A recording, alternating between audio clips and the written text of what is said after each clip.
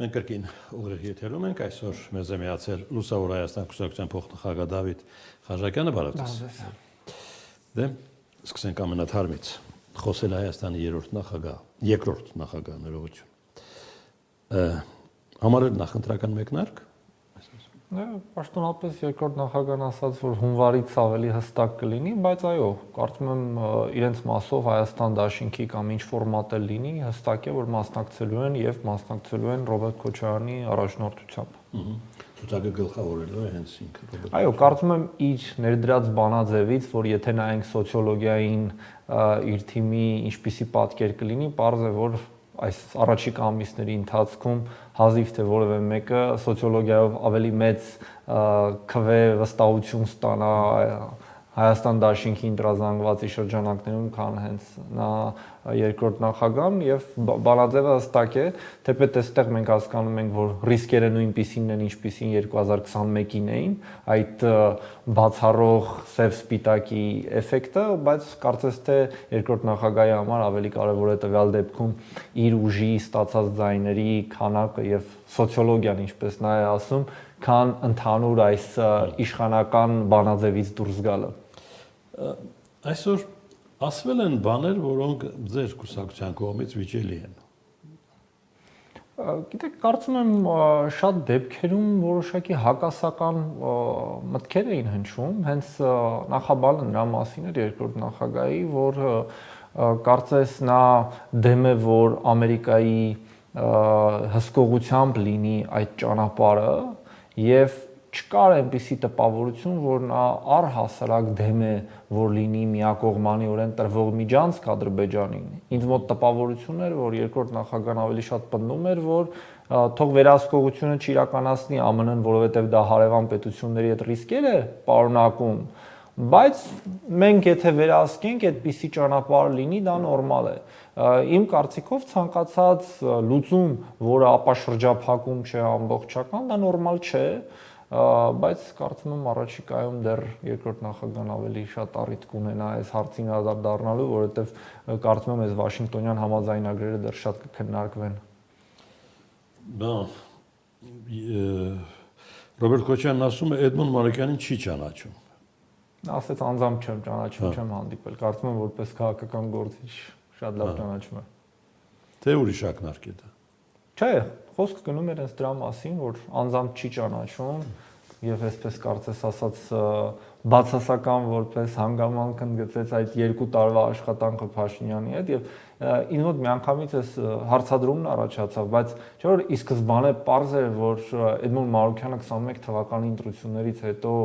որոշեց արտաքին դիվանագիտական ճակատում մասնակցություն ունենալ, որպեսզի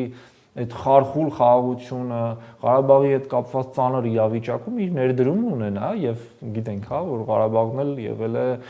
եւ կա Ռոբերտ Քոչարյանի ծննդավայրը, ուստի այս առումով կարծում եմ, որ Էդմոն Մանուկյանի բոլոր ջանքերը ուղղված էին հենց այս խնդրի լուծմանը եւ տարօրինակ է սա համարել որպես իր բացասական կողմ, բայց ինչեւէ, ընկալումների հարց է։ Ոչ միայն, ներքին պայքար է գնում երևի արդեն, հա։ Ներքին պայքար օրինակ երրորդ նախագահն էլ ասում է չի դիտել մամուլի ասուլիսը երկրորդ նախագահը եւ չի կարող որևէ կարծիք հայտնել։ Ներքին պայքար թե ներքին համաձայնություն այսպիսի վարքագծով։ Իդեպ մի հարցում ես Ռոբերտ Քոչարյանի հետ ամբողջությամբ համամիտ եմ այն մասով, որ նա ասում է, եթե քո կուսակցությունը մասնակցում է ընտրություններին, իսկ հանրապետական կուսակցությունը բոլոր ընտրություններին մասնակցել է, ապա տարօրինակ է, երբ դրա առաջնորդն ասում է, ես այլևս չեմ հավակնում երկրի կառավարման ղեկը ստանձնելու, ինչը որ ասում է Սերժ Սարգսյանը, եւ կարծես ակնկալելով, որ նույնը պետք է անի Ռոբերտ Քոչարյանը, այս մասով նա առնվազն ազնիվ չէ, որովհետեւ այո, մասնակցել է եւ շարունակում է մասնակցել բոլոր ընտրություններին եւ իրենց այդ հակամարտությունը շարունակվում է։ Էլի ընդդիմադիր դիրքավորման տրամաբանության մեջ, բայց ես էլ կարծում եմ, որ հանրապետական կուսակցությունը կամ Սերժ Սարգսյանի կողմից աջակցություն ունեցող այլ անհատներ եւ ուժեր հազիվ թե կարողանան նախընտրական շեմը հաղթահարել։ Դե նախընտրական շեմը հաղթահարողների ցուցակել է ներկայացրել Ռոբերտ Քոչարյանը։ Ըստ էության խոսքը գնում էր նրա մասին, որ խոշոր երկու բլոկ է ձևավորվելու, որը դեռևս ավելի մինչև երկրորդ նախագահի հարցազրույցը ասուլիսը Էդմոն Մարուկյանը եւս ասաց, որ ակնհայտ է, որ թվերը դա են ցույց տալիս այսօրվա հարցումները, բայց այդտեղ ես կարծում եմ մի մեծ նրբերանգ կա եւ դա այն է, որ եթե մարդկանց մոտ տպավորություն լինի, որ Սամվել Կարապետյանի առաջնորդած շարժումը ավելի խոշոր է, քան Ռոբերտ Քոչարյանն, այդ ժամանակ իշխանափոխություն իրականացնելու հավանականությունը շատ ավելի մեծ կլինի, քանի որ պարզ կլինի, որ վարչապետի թեկնածուն չի լինի Ռոբերտ Քոչարյանը։ Եվ այս առումով ես կարծում եմ, որ մենք դեռ ժամանակ ունենք տեսնելու ինչպես իրադարձությունները կզարգանան, բայց կարծես թե երկրորդ նախագահն էլ այստեղ ասաց, որ իր համար խնդիր չի լինել ընդդիմության շարքում երկրորդը եւ պատրաստ կլինի միանալ այլ տեխնացուին, այդ դեպքում կտեսնենք ընտրություններին։ Դե արդեն հնչում են հայտարարություններ, օրինակ Սամվել Բաբայանը ցանկություն է հայտնել Արթուր Վանեցյանին միանալու։ Ժամանակն է նաև դուք հայտարարություն անեք, Ինձ համար դա անհասկանալի միավորում է, որովհետև Սամվել Բաբայանի էլեկտորալ ընկալումները արմատապես տարբերվում են Արթուր Վանեցյանի ընկալումներից հանրության շրջանում, դրա համար չգիտեմ ինչքանով էր դա ողջամիտ որոշում, իրենց գործն է։ Մեր մասով ասել ենք հետեւյալը եւ շարունակում ենք պնդել, որ տեսնում ենք ընդդիմադիրի դաշտում խոշորացման անհրաժեշտություն եւ մենք պատրաստ կլինենք մասնակցելու մեր ուժերով, ինչպես որ դա արեցինք 21 թվականին, բայց եթե բոլորս խնդիր ենք դնում, որ անգամ փոշիացող ձայներ չլինեն, որը օգուտ կլինի իշխանությանը, ապա խոշորացումը կլինի ճիշտ տարբերակը, ճիշտ լուծումը եւ ասել ենք, որ պատրաստական ենք դրան, տարբեր ուժերի հետ էլ քննարկումների մեջ ենք։ Բայց կարծես բոլորը էլի սպասում են տարեվերջին։ Տարեվերջ, հետարքիր տարեվերջ կլինի, ճիշտ է այդ մասով։ Լուսավոր Հայաստանի ղեկավարը դուք Միքայել Աջապահյանի գործին հատուկ հետամուտ լինելը ունի քաղաքական նրբերանգ։ Միքայել Աջապահյանը եղել է այն բացառիկ եկեղեցական գործիչներից, ով իր քաղաքացիական տեսակետները հայտնել է եւ հիմա էլ այդ տեսակետների համար կալանավորված է եւ վստահաբար քաղաքական մոտիվներով։ Բագրատ Սրբազանը այդպեսին չէ։ Գիտեք, ես չեմ ուզում այդ գործի բովանդակության մեջ խորանալ, որովհետեւ տեսան, որ իշխանությունը, այսինքն քննչական մարմինները մի անգամ բացահայտ մանիպուլյատիվ, եթե ոչ սուտ տեղեկություն տարածեցին, այսինքն հրապարակեցին մի ձայնագրություն, որի տպավորությունը մեկն էր, հետո պարզվեց, որ այդ ձայնագրությունը բոլորովին այլ կոնտեքստ ունի։ Միքայել Աջապահյանի մասով։ Չէ, Բագրատ Սրբազանի մասով։ Բայց Միքայել Աջապահյանի եւ Սամվել Կարապետյանի մասով մի բան շատ հստակ է։ Իրենք կալանավորված են իրենց հարցազրույցի համար։ Չկա որևէ այլ հանգամանք, որից մենք տեղյակ չենք։ Օրինակ շատ հանգամանքներից Բագրատ Սրբազանի գործի հետ կապված տեղյակ չենք։ Կարող ենք ասել, որ նա քաղբանտարկյալ է, բայց շատ հանգամանքներից մենք տեղյակ չենք, հրապարակված չէ, նախաքննական գաղտնիք է։ Միքայել Աջապահյանի եւ Սամվել Կարապետյանի գործերը շատ հստակ են։ Մեկական հարցազրույց, հրապարակված գործի նյութերում ոչինչ այլևս չկա։ Այսինքն Սրբազանի մասով նկատի ունեք այն հարցազրույցը, որտեղ ասում է, որ պետք է ռազմական հեղաշրջում իրականացնել։ Այո, որտեղ Սրբազանը մեկնաբանում է եւ ասում է, որ վարչապետ Փաշինյանի գործողություններում ըստ իրեն եղել է հանցակազմ, նկատի ունենալով հետպատերազմյան 20 թվականի գործընթացը եւ ասում է, որ ռազմական գործիչները նկատի ունենալով ուժայիններին, ազգային անվտանգության ծառայությունը, իրենք պետք է այդ հարցին լուծեն նախագահներին նախքին։ Դիմելով նաեւ նախկին նախագահներին, բայց հետագայում նաեւ ասելով, որ դուրս մնացեք քաղաքականությունից, Իրենք ասում են, նա պնդում էր, որ Նիկոլ Փաշինյանի կողմից նշանակված ռազմական գործիչները իրենց կարգավիճակով պետք է միջամտեն։ Ես դա որևէ կերպ չեմ կարողանում գնահատել որպես զինված հեղաշրջման կոչ, որը իշխանությունը փորձում է այդպես ներկայացնել։ Այսինքն Սրբազանը ասում է, չունեք մի գեներալ ձեր կողքին, որ գնա այդ գործը անի։ Դա էլ ինչպես է լինում դա։ Չէ, դե մենք հասկանում ենք, չէ, որ խոսքը չի գնում բռնի ուժով քաղաքական իշխանությունը տապալելու մասին։ Խոսքը գնում է ի պաշտոնե երբ դու ունես կարգավիճակ եւ պատերազմ է ընթանում, չէ՞ որ խոսքը գնում էր 20 թվականի պատերազմական գործողությունների մասին, որ դու ասես, որ այսպես շարունակել չի կարելի, ինչը պետք է ռազմական հեղաշրջման մասին չէ։ Որևէ կերպ, այսինքն նա Փաշինյանի նշանակած գեներալներին կամ բարձրաստիճան այլ սպաներին կոչ էր անում, ասում էր գնացեք Փաշինյանի քաղաքական իշխանությունը բռնի կերպով տապալեք։ Ոչ։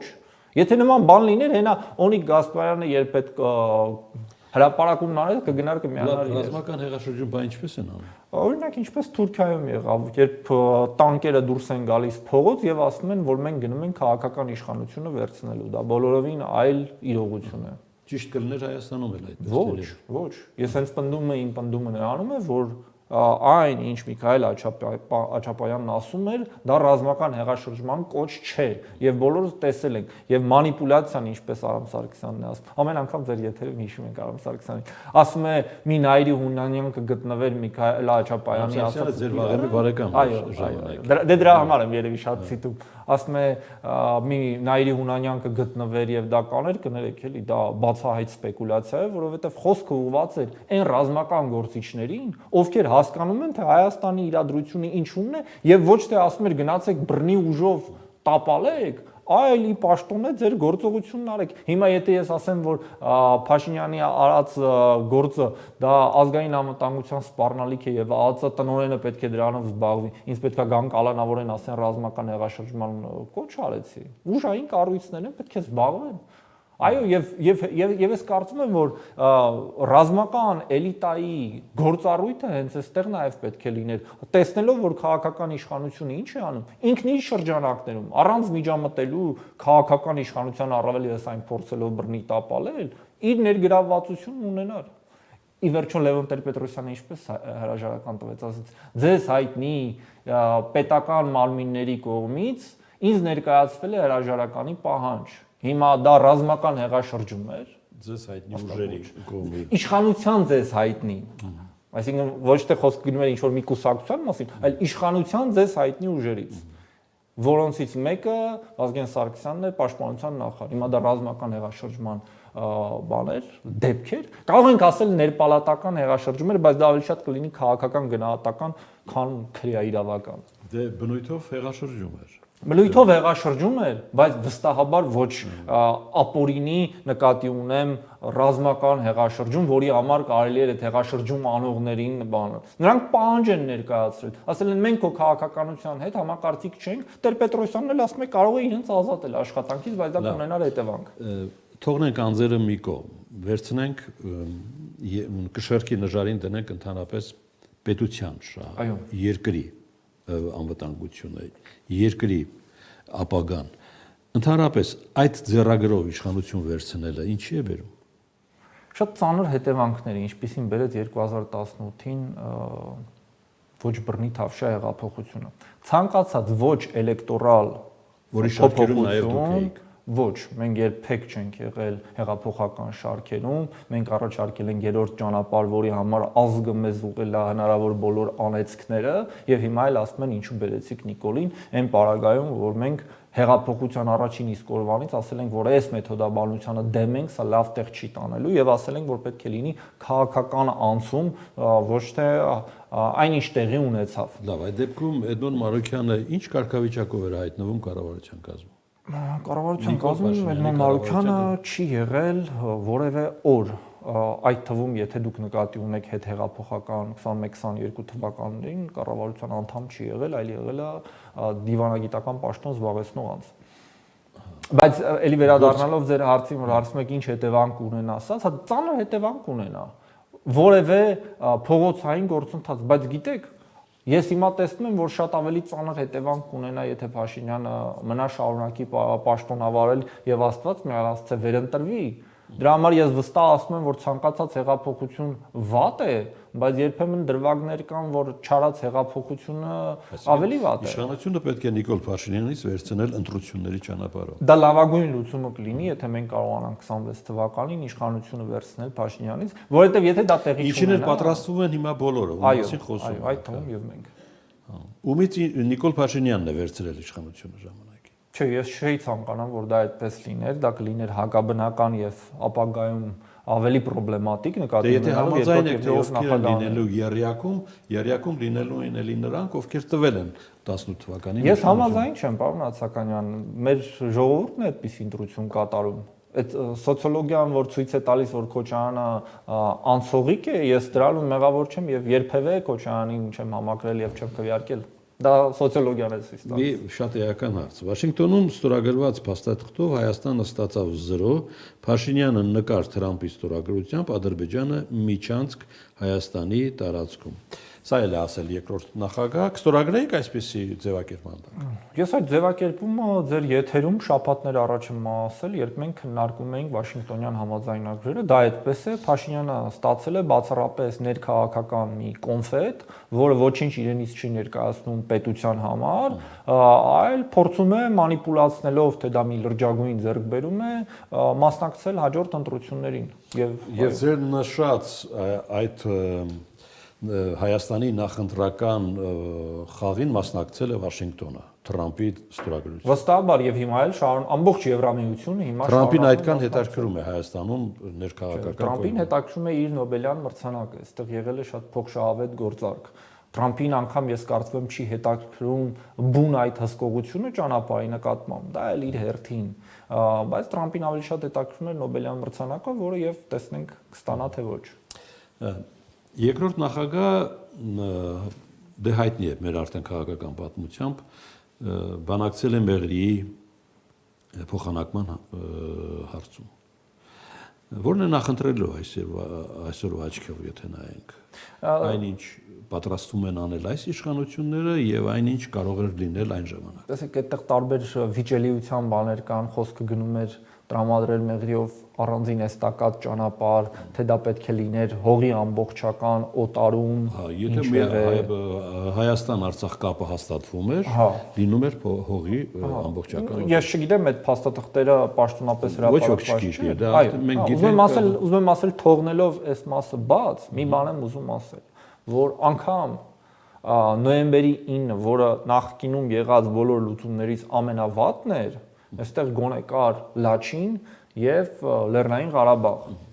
Այս լուծման մեջ, երբ մենք տրամադրում ենք անխոչնդոտ ճանապարհը Ադրբեջանին, միջանցքը տրամադրում ենք Ադրբեջանին, դրա դիմաց չկա ոչ Լաչին, ոչ Լեռնային Ղարաբաղ, որևէ բան չկա։ Ուստի այս առումով այդ փաստաթուղթը վատագույնն է Հայաստանի պատմության մեջ քննարկված բոլոր փաստաթղթերից, որևէ բաղադրիչով։ Դրա տակ կա հարաբերությունների հաստատում ռեգիոնալ իմաստով բոլորի հետ։ Թուրքիա, Ադրբեջան, մյուսներ։ Որտեղ եք դա տեսել։ Չկա այդպիսի նոր ճանապարհ միացող։ Դա անում են տեսնելու համար։ Այսինքն մի հատ տանկ միջանցքը տեսնենք մեզ դրա դիմաց 6 աղոքաբար ինչ կտա։ Միջանցք է թե ինչ է, դա անում են ապաշրջափակման կոնտեքստում ամբողջ։ Եթե դա միայն մի բան է, դուք ճիշտ եք ասում, որ Ադրբեջանն ու Նախիջևանը կապ ունենան, հետո ով կօգտվի այդ կապից Աստված գիտի, բայց եթե խոսքը գնում է ամբողջական ապաշրջափակման մասին, դա բոլորովին այլ բան է։ Բերեք դա չշփոթենք իրար հետ։ Ամբողջական ապաշրջափակման մասին չի խոսում ոչ ոք, որպես պարտավորություն այդ փաստաթղթից բխող։ Խոսքը գնում է, որ Հայաստանը համաձայնել է Ադրբեջանի, Նախիջևանի հետ կապող անխոչնդոտ ճանապարհ տալ։ Եթե այդտեղ լիներ երկրորդ նշված ճանապարհը, որ օրինակ Հայաստանը երասխով Նախիջևանով կկապվի Մեղրիին կամ նաև Իրանին, ապա ես կասեի, որ այստեղ ապաշրջափակում կա։ Հիմա երբ Ադրբեջանը կապվում է Նախիջևանի հետ անխոչնդոտ ճանապարհով, Հայաստանը ո՞նց է ապաշրջափակվում։ Ինձ դա ցույց տվեք։ Չկա նման հասկացություն, որ դրանով Հայաստանը ապաշրջափակվում է։ Չի ապաշրջափակվում։ Չի կարողանալու Հայաստանը օգտագործել որևէ ճանապարհ, եթե նույնիսկ ստանա, բայց մենք փաստաթղթից հասկանում ենք, որ չի ստանալու նման բան։ Ամերիկայի Միացյալ Նահանգները պետք է ներդրում անեն, որպեսզի կառուցվի մեկ ճանապարհ, որը պատկանելու է, որը ֆունկցիոնալ առումով լինելու է Ադրբեջանը Նախիջևանին կապող։ Այլ բան այստեղ չկա։ Իսկ կներեք 22-23 թվականներին հիշում ենք, որ 3 փոխվարչապետերը համաձայնեցրել էին, որ Երասխ, Նախիջևան, Մեղրի երկաթգիծը պետքա վերաթողարկվի։ Այդտեղ կարող է լինել ապաշրջափակում, որովհետև մենք առնվազն երկաթգծով կմիանայինք ադրբեջանական երկաթգծի ցանցին, կարողանայինք ապագայում Իրանին միանալ։ Դա չկա, դա դրվել է մի կողմ եւ դիմացը տրվել միակողմանի միջանցք։ Լավ, եթե այդ ամբողջ միակողմանի է եւ հոգուտ Բաքվի, ինչու է ձգում Բաքուն։ Ինչ կա ձգելուն։ Բաքուն ոչինչ չի ձգում։ Բաքուն ասում է, որ ես ստացել եմ Միջանցքի համաձայնությունը, բանակցություններ հավանաբար ամերիկյան կողմի հետ ընթանում են, բայց բոլորը հասկանում են, որ սա շատ նուրբ թեմա է եւ կարող է Հայաստանի ներքին լարումներ առաջացնել, բոլորը որոշել են ըստի սպասել ընտրություններին, որից հետո Փաշինյանը արդեն կանցնի բուն կատարմանը, այսինքն կառուցմանը, իրագործմանը, որտեղ եւ մենք եթե այդ ամեն ինչը տեղի ունենա, ակնհայտորեն կտեսնենք, որ դա միջանցք է։ Եվ չենք ստանա որևէ այլ ճանապարհ, որը կկարողանանք օգտագործել։ Ապրենք մինչև երկուշաբթի հայտնի այդպեսի թեւավոր միտք։ Այո, բայց ուզում եմ ասել, եղածն էլ կարդալով հասկանալի է, էլի պետք չի ավանսով Փաշինյանին ձայն տալ, հետո սпасել դե միջանցք կդառնա թե չէ։ Պարզ է, որ դա միջանցք է լինելու։ Ձեր աշխատանքից ընտրողի հետ շատ բան է կախված։ Այո, մենք ամեն ինչ Եթե ձեր ասածները ընտրող անկալում է, ընդունում է, ըստ այդմ էլ կվարվի։ Եվ վստահ եմ, որ մենք առիթ կունենանք քննարկելու կարողացանք դա կանխել, թե ի վերջո դա իսկապես եղավ միջանցք։ Այդ միջանցքը կտրամադրվի մենակ Բայց մի բանի համար արժե ուրախանալ, որ Հայաստանը պատրաստում է ընտրություններով իշխանություն ձևավորել։ Ես չեմ կարծում այդտեղ վախենալու բան կա։ 12 թվականին էլ Վրաստանում Ադրբեջանում որ ապրած լինեիք, ունենայիք այդ վախենալու բանը։ Դե բարեբախտաբար ոչ Ադրբեջանում ենք ապրում, ոչ էլ որևէ այլ։ Անկամ Վրաստանում։ Ես տեսնում եմ հնարավորություն ընտրական ճանապարհով այդ փոփոխության, բայց քաղաքական ուժերից այստեղ շատ բան է կախված։